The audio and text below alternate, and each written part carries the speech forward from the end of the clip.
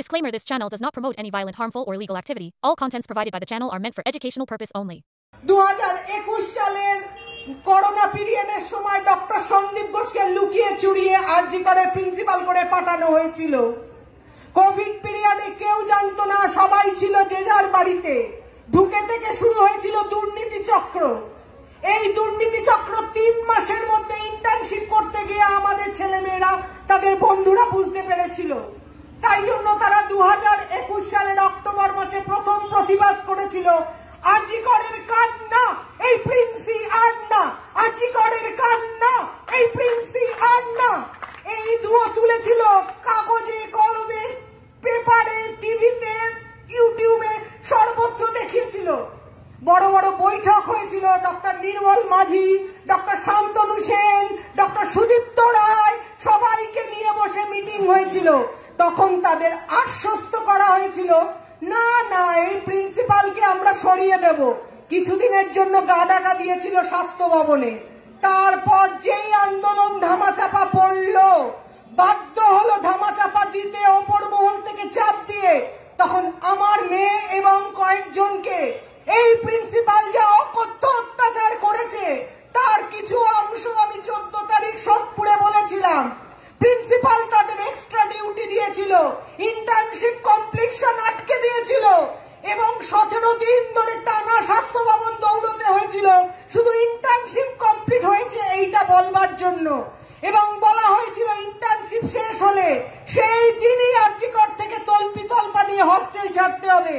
এক মুহূর্তের জন্য যেন হস্টেলে তাকে দেখতে না পাই। একমাত্র মেয়ে আমার, বাকি ছিল 7টি ছেলে।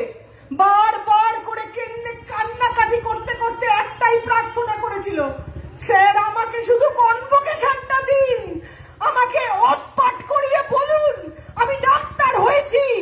এই কান্নাটাকে বোঝবার জন্য আমরা দৌড়ে দৌড়ে গেছি বিভিন্ন প্রান্তে। হারাম প্রিন্সিপাল সন্দীপ ঘোষ সেদিন দেয়নি, উল্টে ঘরের মধ্যে ডেকে অকথ্য ভাষায় গালাগালি করে বলেছিল মাথার চুলটা দেখিয়ে, এটাও আমার ছিঁড়তে পারলি না তোরা। সেই হচ্ছে প্রিন্সিপাল সন্দীপ ঘোষ। সময়ের অতলে আমার মেয়ে বেরিয়ে এসেছে, তার বন্ধুরাও বেরিয়ে এসেছে। হাউস স্টাফশিপে নাম থাকা সত্ত্বেও তাকে করতে দেয়নি। বলতে পারিনি বোধহয় যে 2-3 লাখ টাকা দিলে করতে দেবো। বুঝতে পেরেছিল নিম্নবিত্ত পরিবার তো, হয়তো টাকা দিতে পারবে না, জোর করলে এখান থেকে পালাবে। অনেক চেষ্টা করে মাথা খুঁড়ে তারপর বারাসাত মেডিকেল কলেজে হাউস স্টাফশিপ করেছি, তারপর এখন বর্ধমান। তো এই সন্দীপ ঘোষের কীর্তি আমাদের জানার কোনো বাকি নেই। প্রথম থেকে আবারও বলছি, ওয়েস্ট বেঙ্গলে যে সিন্ডিকেট স্বাস্থ্য চলছে তা অনেক আগে আমার মেয়েরা তুলে ধরেছিল, কিন্তু তখন কোনো পারিপার্শ্বিক সহায়তা পাইনি। তাই কেরিয়ার শেষ হয়ে যাবে এই ভয়ে আমরা মুখ বুজে থেকেছি। আজ যখন প্রমাণিত হয়েছে সেটা, আমরা যেভাবেই হোক পুলিশের এবং প্রশাসনের শিরদাঁড়াকে সোজা করতে চেষ্টা করব। না পারলে হিড় হিড় করে টেনে সবাই মিলে দাবাবো। এই রাস্তায় যেখান থেকে এসেছিল সেখানে আবার ফিরে যেতে হবে। এক মায়ের কান্না আজ কোটি কোটি মায়ের কান্না হয়ে ঝরে পড়ছে। মনে রাখবেন, তিলোত্তমার চোখ দিয়ে জল বেরোয়নি, রক্ত। সেই রক্তের প্রতিদান কিভাবে দিতে হয় আমরা মায়েরা, আমরা মেয়েরা যেন কেউ না ভুলি।